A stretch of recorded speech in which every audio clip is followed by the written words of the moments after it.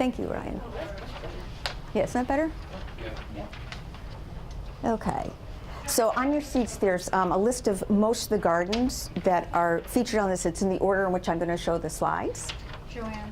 Yes? You need to turn that up or something. Oh, no. This is for him. It's not. Oh, it's not for Do I need to use, I might need to use the, okay. So I should, wait, I need to do. Go ahead, leave it on for a minute. We'll try it that way, okay?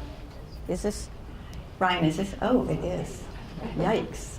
No problems hearing her now, right, guys? Ooh. If you have any, is this still working? Yeah, you got to just get a little bit closer to it. Oh. Swallow it. Oh, There you go. I guess so. If you have any questions while I'm presenting, go right ahead and ask. And I'm going to try and do it when if it gets close to like 8:15, and I still have a bunch more slides to show, then I'll just sort of wait till after for any other questions. Okay? I don't think that's on. What? Oh, because I see the green light. Okay, that's better, right? Okay. Okay, the first garden that I'm going through, it's a private garden, and there are only 2 gardens that I'm presenting that are private gardens that you can't go visit. This is one of my favorite gardens. The couple whose house this is at, she does all the design, and he did construction. He's a banker. She's just recently retired from the medical sales business, but they've done all the design and all the construction themselves.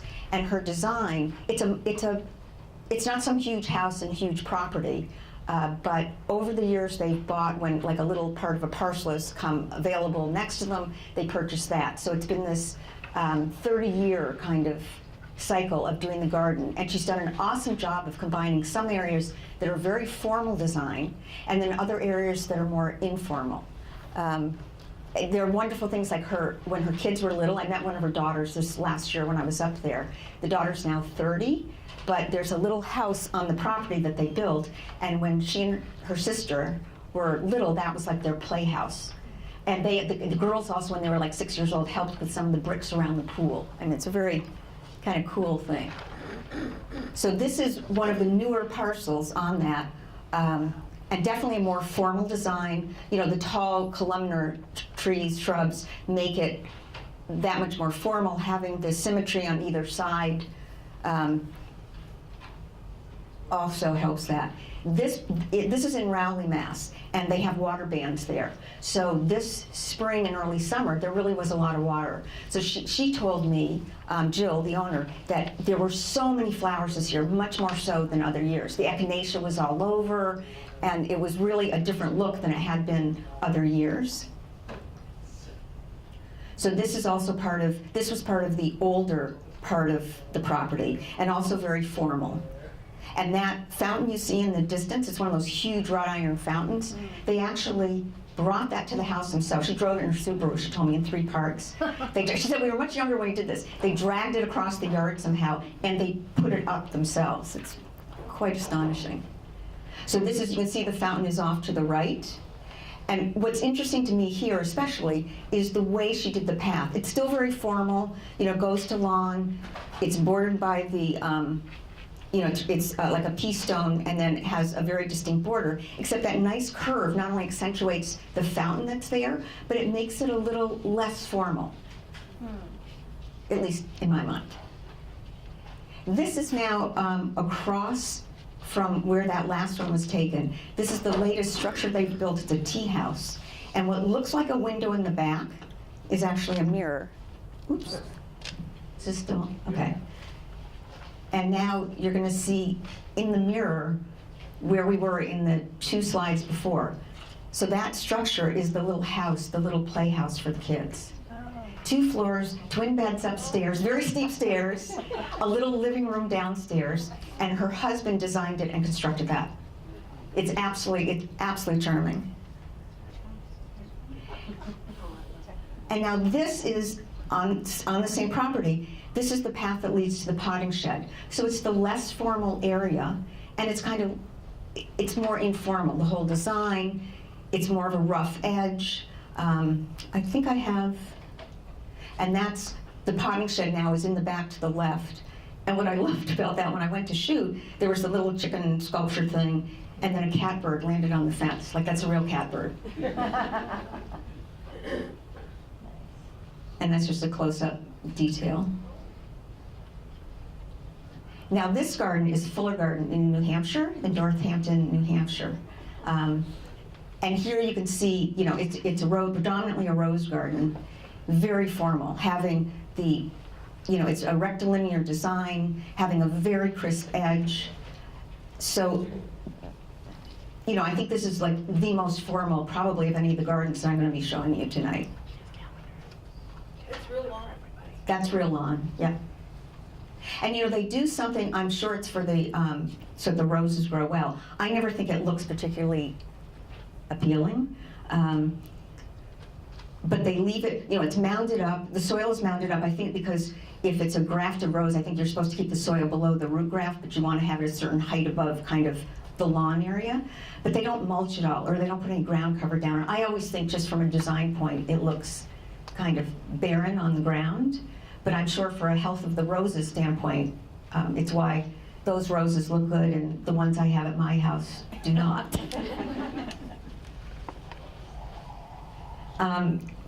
This is, and I'm going to probably pronounce it wrong, it's the Roach Jones Duff House and Garden. It's in New Bedford. I don't know, has anybody ever been here?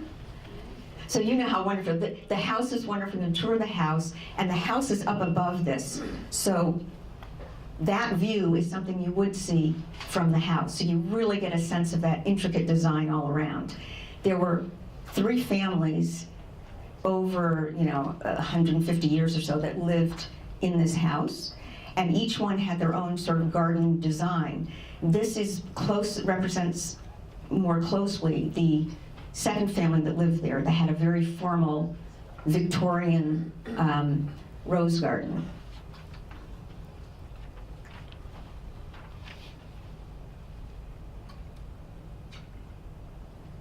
This next, whoop, okay.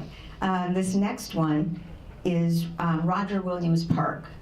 And what's so interesting, when I drove here, I drove through kind of the park area. It was very nice, and I was kind of getting a little lost. And then I came upon, this is where I was going to, this, you know, it's small, I don't know what the overall size of it is, but this was where I was going. And next to this, I'm sure at one point, when this, you know, was first established, it was all kind of a quiet area, park-like. But now, there's a very busy road next to this. Actually, I think on 2 corners. But it's really, even with that, it's this little oasis in there. The structures are beautifully maintained. And again, you see that very formal, right angles, very crisp edges, very well tended. The next one is what I consider sort of the granddaddy of all rose gardens. It's Elizabeth Park in West Hartford, and it is really spectacular. Especially if you go when the climbing roses are in bloom. What month is this, Joe? I'm trying, the climbing ones come after a lot of the shrub ones do. So I'm thinking it's like maybe late June. I mean, they have a whole, there's so many different varieties there that there's probably a 4-week period where you can go where roses are going to be in bloom. And you can check, I think they do have on their website, they're telling, because each season will be a little bit different depending on what temperature's been like, rainwater's been like, all of that. You can go to their website to see, to get an update on what's blooming. But the thing that's lovely here is everything is labeled. So you can go with pen and paper and write down what you like, what smelled really good to you. There are a lot of people here. It was actually very hard getting shots without people in them because it's just, you know, people are enjoying it. It's a beautiful area. It's a beautiful park. They also have an area, which I think I have shots of later. There's another area that's perennial gardens. So even if you go, you can't go when all these beautiful roses are in bloom. If you can get there in July or August, or even September, there's still a lot of gardens and a lot of beautiful things to see.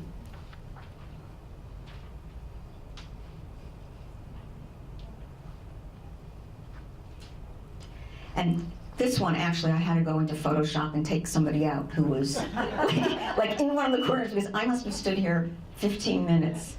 You know, and just when it would get, those people would move out of the frame, all of a sudden somebody else would be in the frame, because that structure in the middle, there are like maybe 5 access points into it.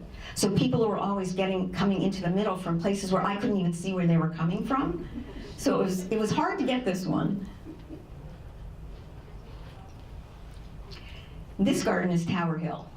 So I'm sure probably a lot of people here have been to Tower Hill, and the library does have a pass. I think it's the Southborough Gardens, Friends and whatever it is, the Garden Club. I think they sponsor, it's like a half off, I think, admission to go to Tower Hill, so you can pick it up at the desk here. This year, the tulip display was incredible. I don't think I'd ever actually been here in the spring, but they did an incredible job. And what I found amazing are some of the color combinations. Oh, it's the next one, with the color combinations that they used that were something I would never think about doing, but absolutely magnificent. So there's the close-up, but I'm gonna go back. This one, when I went there, it turned out it was gonna be a sunny day, and it wasn't supposed to be sunny. And to shoot at I think I shot this around 3:30 in the afternoon. And it's still, the sun's pretty high in the sky, not the best time for flower photography.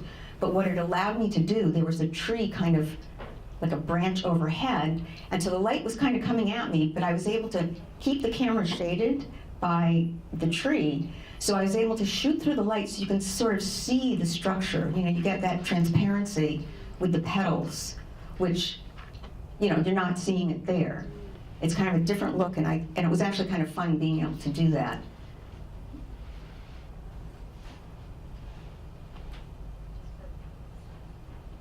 Tower Hill, by the way, it's also really nice to go this time of year. They have a building that I think it was constructed maybe 6 or 7 years ago now, the Orangery.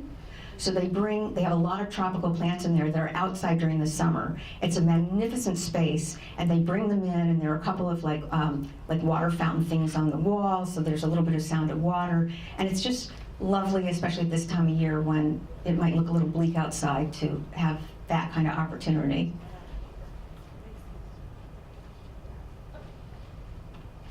Any guesses where this is? I'm looking at 2 people in front that I know. Oh, no, it's not a state. It is. This is the Vermont State House.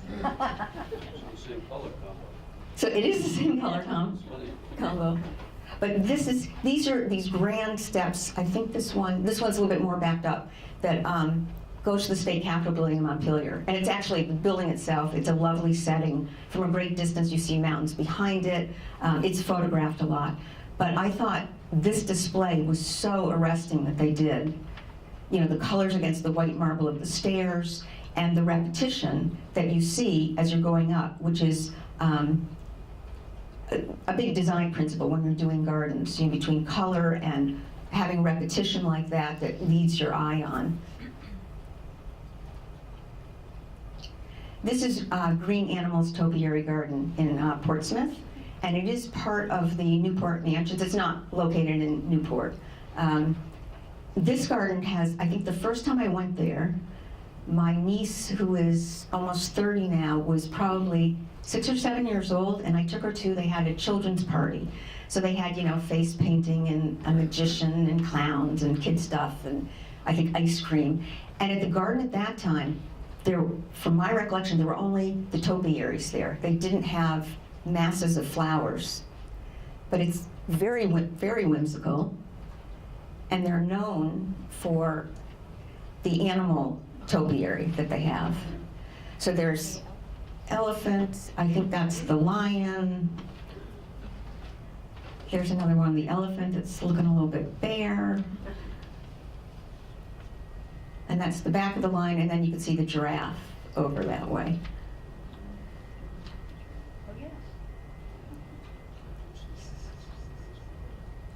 And they have arches that you can walk through, which is really kind of fun, no matter how old you are. And that's more distant view with, the masses of flowers that they have now. They also have a really spectacular dahlia garden, too, if you go that time of the summer. Any questions so far?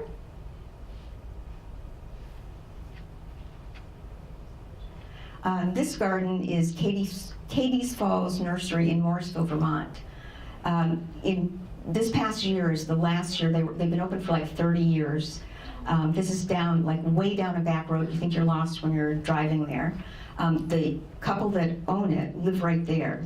And I did go to their website to see kind of what the deal is now, because, and it is what they said they were going to do. They're no longer doing anything with plants as far as selling at the nursery, but they are opening the gardens, the display gardens, to the public, I think on pretty much a regular basis. So if you go to their website, you can kind of see what, when they're open. And they specialized in hard to propagate plants and bog plants.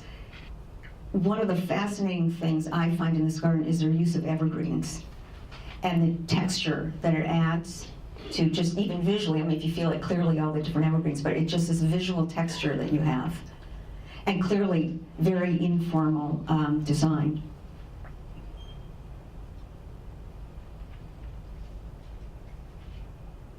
And I think it's the next one. Oh, no, this is Shooting Star. This little lady slipper is about the size of your thumbnail.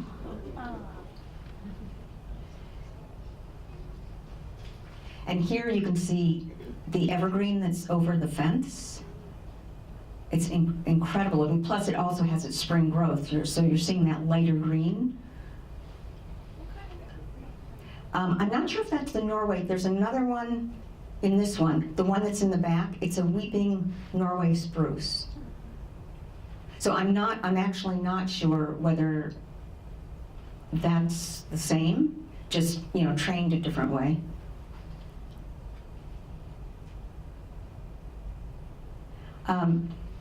This I ran across. I was in Cambridge in Harvard Square a bunch of years ago, shooting for one of my clients is a calendar company.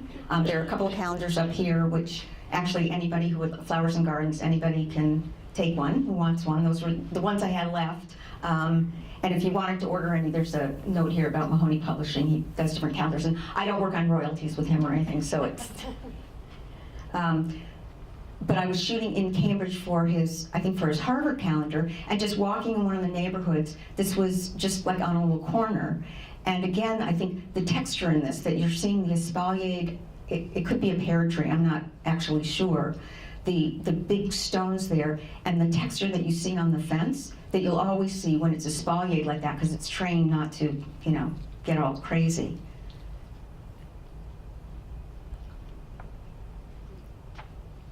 And now I'm moving to one of my favorite things, structures in the garden.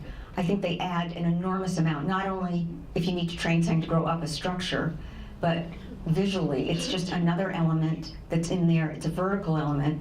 And it's also nice in this part of the country in the winter that there's just something else out there. You could put lights on it in, during Christmas time, during holiday time, but it just adds, I think, a lot of interest to the gardens. And it can be sort of that whole texture thing I was talking about. That can even be with the plant materials that you use. This is at Prescott Park in Portsmouth, New Hampshire. And there, I'm forgetting right now what, Dusty Miller. So this is actually at one of the, I think an entrance to one of the mansions in Newport. But again, it's that color contrast, and there's just something about the Dusty Miller that you see texture, or I see texture when I see it.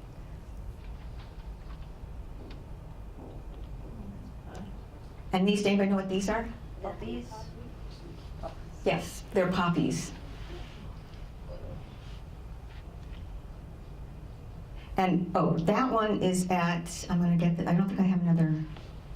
That's at the Stevens Coolidge place in Andover. I think this is the only shot I have there. It's not really, you can't tell a lot about it, but it's actually a lovely property. I think it's one of the trustees of the reservation properties. And that one also is lovely to visit. And this, I think it's the same sort of wood plants, but seeing the texture between the ruffle on the daffodils and the epimenium, and it was a whole mass of it, and it had a smooth look to it. And this is at the Botanical Gardens at Smith College in Northampton. Another lovely place to visit. And here we're back to color. This is, I think, on Com Ave in Boston. And this incorporates, when you see the planters, it's the smoothness of the planters against kind of the upright kind of spikiness almost of the tulips when you see it in mass. And again, you've got that color contrast where it makes it really pop. And this is not sign. I did a very short, shallow depth of field. So what's in focus, those tulips are really in focus.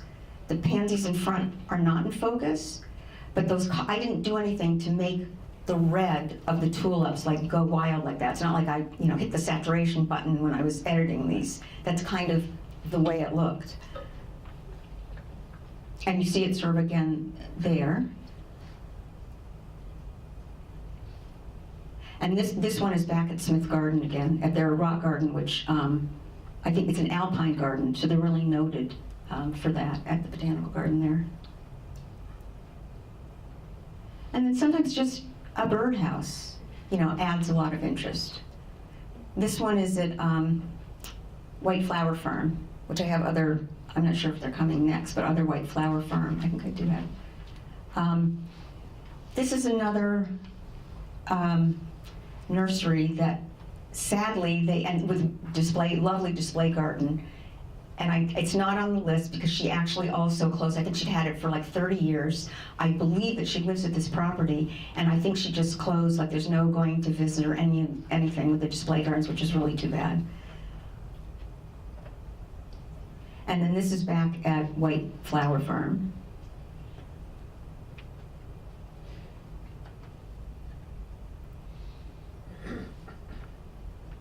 Ooh, I'm going faster than my laptop.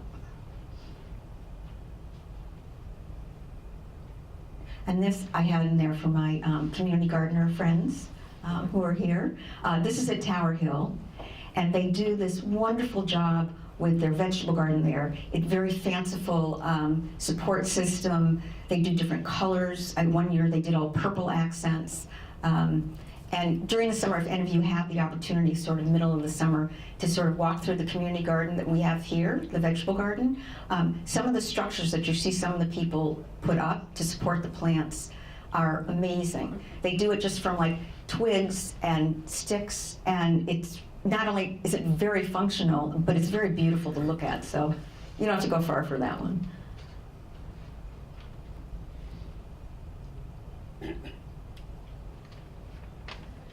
Okay, this one is back, so this was taken in September, and this is back at Elizabeth Park. So it gives you an idea, this is sort of across from where all the rose arbors are. This is the area across from that. And clearly this was a day I thought it was gonna start pouring any minute, but it held off long enough for me to get some shots in. And this is one where, shooting this, I was using a zoom lens with intent. So it looks very floral because the calendar, the one company that I shoot a calendar for of gardens, the bias is always, they love like lots of flowers. And sometimes it's a little bit, I'm a little bit unhappy about it. If it's just a beautifully designed garden, but it's not like eye-popping colors, they tend not to choose those pictures. Even though if you're a gardener, I think you can appreciate the garden design. It doesn't have to be major floral. It can be just beautifully designed.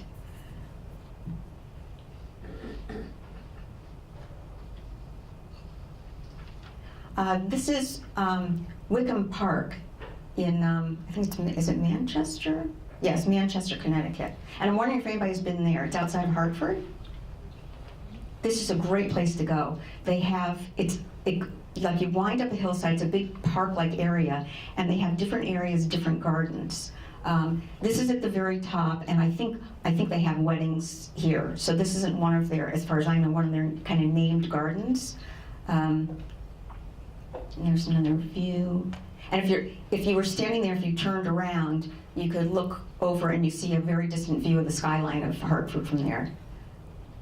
But this is I think there's what they call their Scottish garden. And again, there's a lot of use of sculpture, different kind of walkway materials. They have a formal look, but not quite as rigidly formal as the Fuller garden that we saw, that's the second garden that I showed you. This is part of in their sensory garden. So a lot of sculpture in here, and as you walk through, they have different stations set up where it might say, it'd be good adults and children, but there might be a scent, like what scent do you think this is? What created this scent? So you go to these different stations, and it makes for an interesting kind of tour. And this is also in that same sensory garden, as is this. This was, to me, one of the newer gardens when I went there this past fall. This is their Irish garden. I'm not quite sure why it's their Irish garden. There might have been something Celtic, one of the sculptures or a couple of them, but I thought it was really lovely. Although, I'm not sure about the relief thing with the guy's tongue stuck out, but. Sorry, where was that equipped? These are all Wycombe Park. I don't know who asked. Wycombe Park in Manchester. It's right outside of Hartford, and it's really wonderful. And you could definitely spend a day there, and you could picnic lunch there. They even have like a little tiny. I don't think it's a zoo. I think it's an aviary, which is really kind of fun. I walked through there, and again, it's one of those places. It's enjoyable for adults and children. And this is the Cabot Bradley estate in Canton. That brick wall is kind of very well known. It's very old, and there's an estate house. There are also a lot of weddings here, and it backs up on a large park area, so you can also kind of walk when you go there.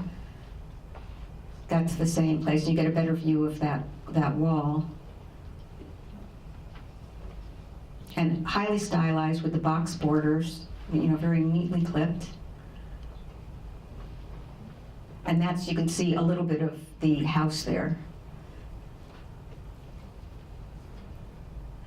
This is another garden we're fortunate to have very close to us in Massachusetts. This is Elm Bank in Wellesley.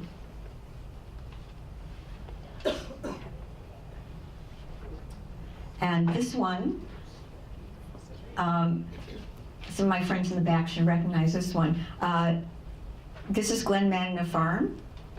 And I've been there, since I shot this, I've been there a couple of times. I probably took these, it's probably 8 years ago. And when I was there, the head gardener was there that day. And I marveled at the wisteria. I mean, it was absolutely magnificent. And he said I was very lucky because it just so happened that year, it was beyond the pale. When I went up there again, a couple years later, it was really scrawny, and I was really disappointed. And these are very old wisteria vines. They're huge, and they're really old. And I saw I think I'm right with this. The guy who used to be the head gardener, Dave, is now the manager, right? Yep. Well, he's the grounds supervisor. Okay.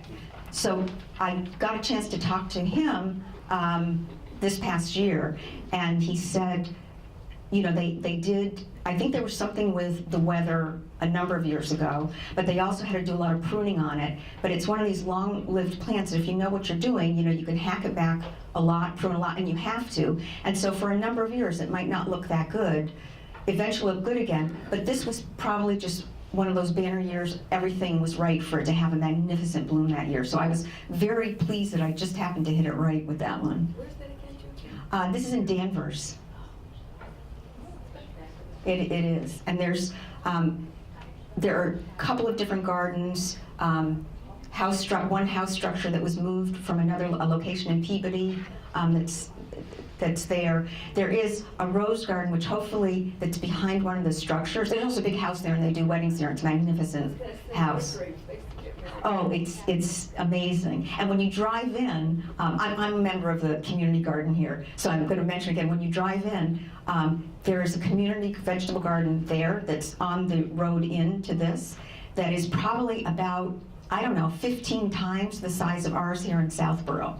It's really amazing how huge that is. And that's a close-up of the wisteria. This, I don't think I put in, did I? No. Okay, this is at Heartless Park. that's in Connecticut, and I don't think it's on the list here. I just decided not to include other shots I had here, but clearly it's a very formal garden, and I love the fact that it is very formal. There's an estate house there, and people have weddings there, and it's right on the ocean. But I love that they didn't fix this. And I think it's so much better that you see those roses come through. You know, maybe their plan is to fix it, because maybe structurally they're gonna have to, but I thought this was so wonderful. Yes, I hope they don't fix it. And this is Elm Bank. It's one of the Newport mansions, and it's really the only one that has gardens.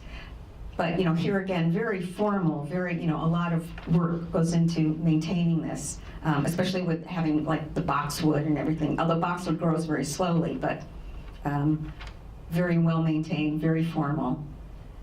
This is at the Breakers. So, you know, if you're looking at these and thinking, well, this is all great, but I don't have a grand estate, and, you know, I don't have these beautiful stone balustrades, but, you know, you have a fence in front of your house. This is not I do have a fence in front of mine, but this is in Newburyport. And I think this is just lovely. And again, you're seeing, it's sort of that repetition of a form, and you're seeing the repetition here in the pickets, and then adding the Mandevilla, if that's how you pronounce it. Really lovely. And this I just saw, I was walking down the street in Newburyport, and I saw this, and it was a corner house, and I went around the corner, and they had lovely, you know, little gardens, border gardens in their backyard too. And the same sort of thing here. This is in Marblehead, and it's having that window box, having the red flowers, and then whatever it is that's trailing down, but they repeat. And somehow there's this nice, that repetition just makes for a very nice design, even just a small scale window box like that. I also thought it was kind of cool what they did with their front entry with the roses and having that lattice work up there. And this is the same sort of theme again. This is a house, I think, in Yarmouthport. It's on the Cape.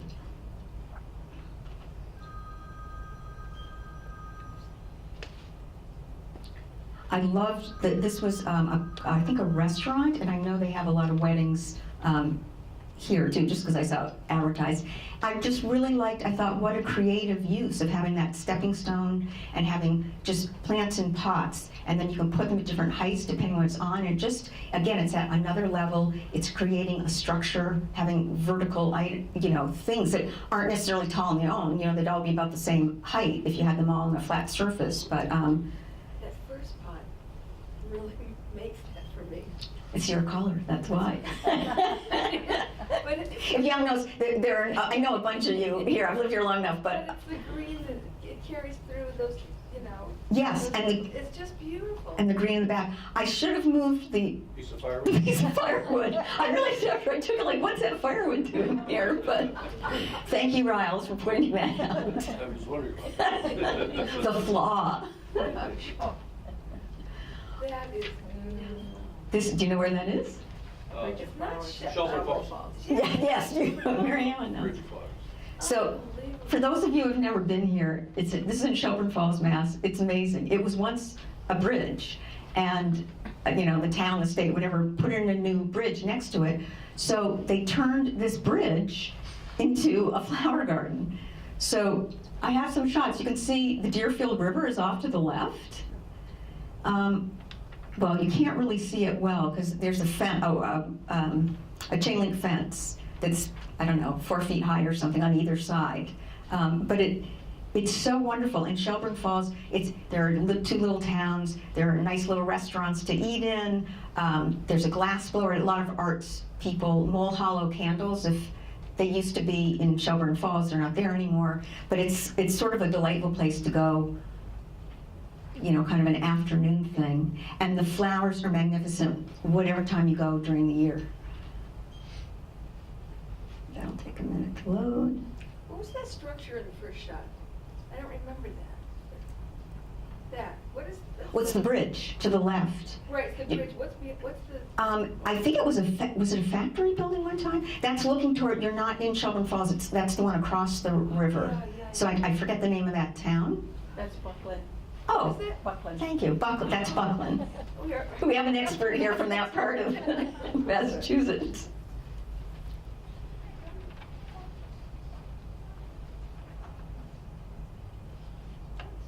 And then that's a close-up of some of the flowers that are on the bridge. So the combinations they use, whoever does the design for this, it's really extraordinary. What are those, Jojo, do you remember? Is it like echinops or echinops, the blue ones, the spiky ones? I think that's what it is. Anybody else know for sure? I saw them in Philly Gardens, I think. Is this something, yeah. This all. Yeah. I know, I should have looked that one up since they're pretty dominant.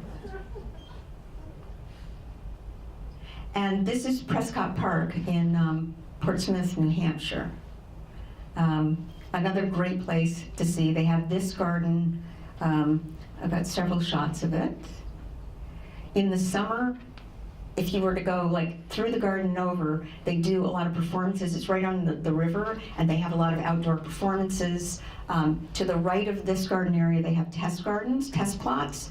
So it's like different kinds of flowers that, like the Rose Society or whatever is testing for, I suppose, hardiness and all of that kind of thing. So it's always a very interesting place to visit.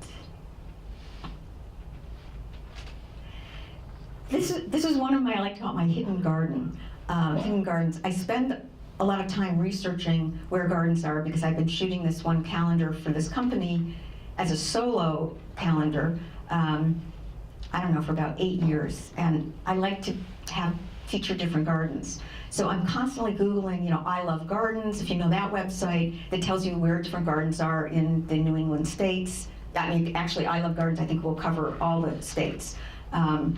And I just sort of Google gardens, New England, I go through all this. But every once in a while, I find one that I've never seen on any list, and I'm like so proud of myself for finding something new. So this garden, I've kind of learned where some gardens are. Libraries have lovely little gardens. We have a lovely little garden right up there on the hillside at Southborough Library. So this is in Andover, New Hampshire. And all throughout the town there, all the businesses have beautiful floral displays. I'm assuming there's like one person who does it for all the different businesses, and they're beautiful.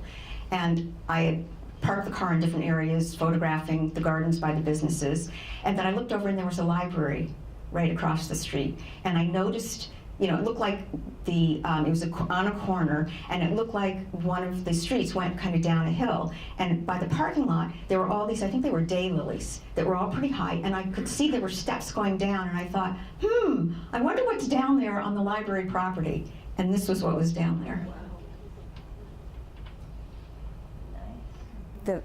The fountain was just amazing to me. And beyond it, although I think I was past the time when there's a much older rose garden that I think has been at this library for a long time, but I think this is a newly established garden. But this I shot, I think, 3 years ago, maybe? What's on the water? Well, you're seeing through the stones underneath. Oh, it's stone. Yes. Okay. And I think people also tossed in, it's not like filled with coins, but people did toss coins in, but those are stones that you're seeing. Okay, so this is another hidden garden. This is in Peterborough, New Hampshire. And the garden extends a little to the left, but there's a brook that runs through. You're in like the downtown street, for those of you who've been to Peterborough. It's a little town. And there were some ruins that were there, hence those steps, the stone steps going up. I don't know if there was a house. I mean, there is a big structure on the hillside. I don't know what it was at one time, if it was somebody's, like house, and then they had something here, but this was probably 5 years ago, and the gardens were incredible. It was also a summer when we did have a lot of water, and things were very lush. There was a lot of use of more tropical plants in an area you can't see further back. It was spectacular. It was also very late in the day. I was really losing the light when I was shooting this, and I wanted to go back there, so I think it was not this past one, the summer before I went back there, and it was our droughty summer, and it looked appalling. I mean, it was so disappointing. But, Sorry. no, go ahead. What kind of tree is that? I don't know. I think that's a dogwood. Is it a dogwood? Looks like a dogwood. A variegated. Oh, that makes sense. French tree. Flower looks like French tree. Yes. Dogwood. Wow. Really? The flowers don't look like that. No? Leaves are on. Yeah. They just forwarded it. Right. No, it's very orange. It's a mystery. Oh, really? But I think something that if you're a gardener, you do know year to year things can change dramatically. The birds come and spread seeds and they go someplace else. Little critters underneath eat all your bulbs, and the spring comes and all those bulbs you plant in the fall, it's like there's nothing there. It's a year when we don't, well, I don't think we have an enforced water ban here, but with climate change, we're seeing a very different environment, and could be drier, could be a lot hotter, and things just change year to year in the garden, and it makes it a challenge, but I think it also makes it fun. But it's like you got to be prepared for it looks different in your house and in other places like this, because I would imagine this is publicly funded. Taking care of this garden. And for all I know, whoever designed it that year, maybe there was somebody different on board 2 years later, so. This is the last garden I'm going to show you, and I'm sort of finishing up with another, it's a private garden. I was introduced to this garden and the very first garden that I showed you, which was another private garden, during the same garden tour.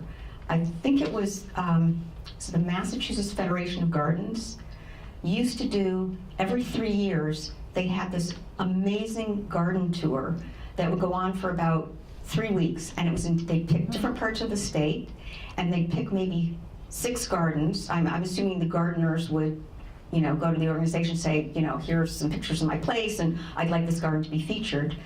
Some were just regular people who had a garden. There were some landscape architects who had gardens. They did have some public gardens on the list, and you would just go garden to garden. And the gardeners were there, so you could talk to the people. And this is the backyard of someone she is a garden designer, Hilary Holdsworth. I've talked to her on the phone, I've never met her in person. She let me come back up to shoot at another time when there weren't a lot of people around and when the lighting was what I wanted. She does do garden design, as does the first garden that you saw, Jill. So on the sheet that was on your seat, if you Google, so it's number 1 and number 23. If you're looking for a garden designer, both of these people do it commercially. And this woman, her husband, I think, does the construction. So very, very distinctive use of materials, her design. But there's a lanai, the pergola that's there to the left, there's a lanai back there.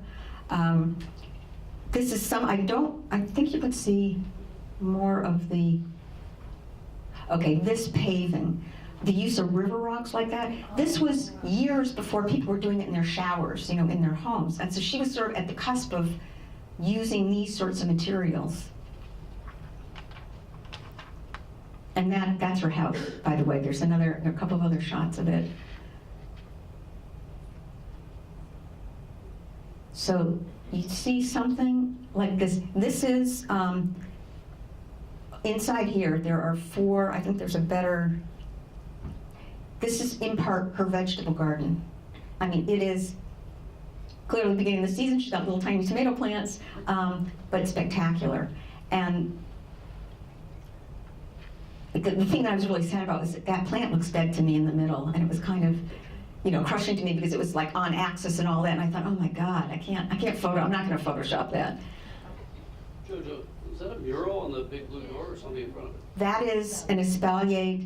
There's a shot. It's absolutely amazing. That's what it is. It is absolutely magnificent. And there are so many, the little wheel thing that's on the door, there's the little ant bug on the granite post. There are so many little whimsical details that she used that it wasn't overkill.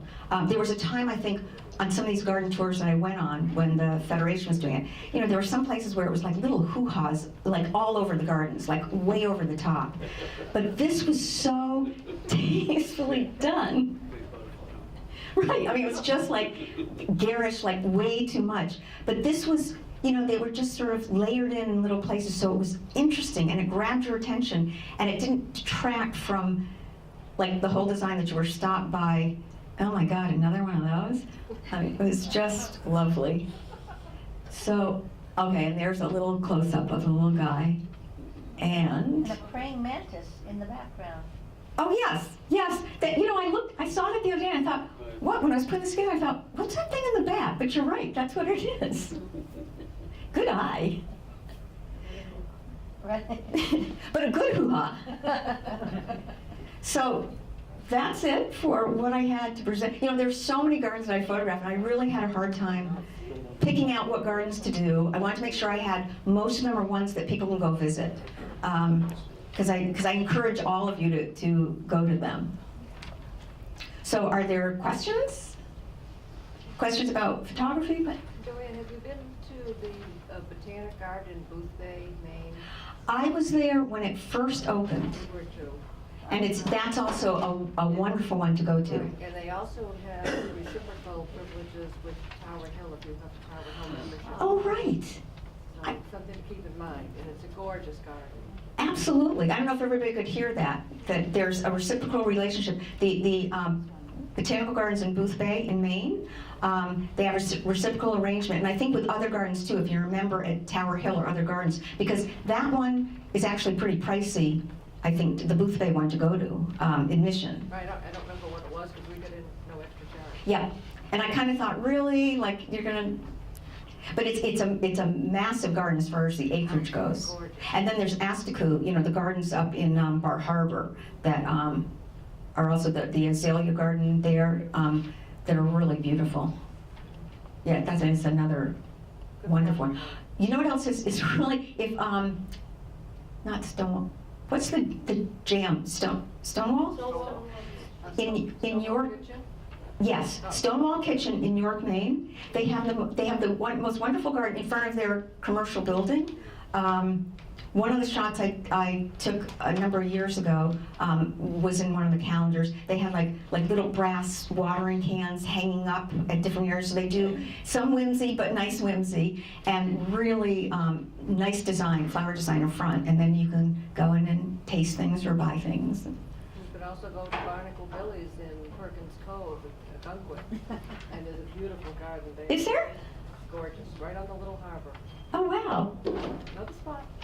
And a good restaurant. Good to know, good to know. I think, Jane, I think you and I go there? What?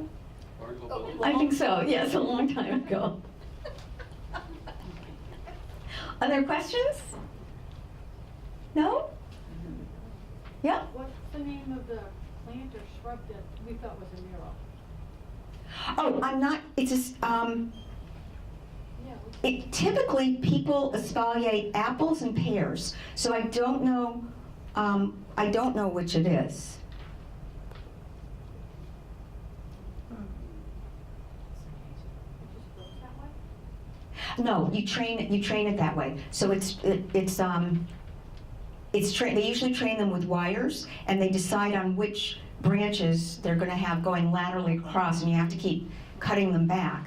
I think the first one I ever saw was in Burlington, Vermont, when I was at UVM, just really a few years ago. And I was so impressed that it was at somebody's house, and it would have been otherwise a blank wall, and I think I probably saw it in the winter. So even seeing just the winter twigs just going across, it was this incredibly sculptural piece. I mean, it was, I thought how nice, again, if we live in New England, to have something of interest in the garden during the winter months, too. And was there another, yeah? Did you go all over the US or just?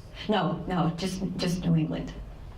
And actually, if you noticed, I didn't have much in Maine. I always try, because I'm shooting for this particular calendar client, predominantly, and Maine is, even though he would love me to go there, it's a long drive to go there just to shoot a garden. And typically, I like to shoot gardens on overcast days, and that's not exactly the best for other things I might be shooting.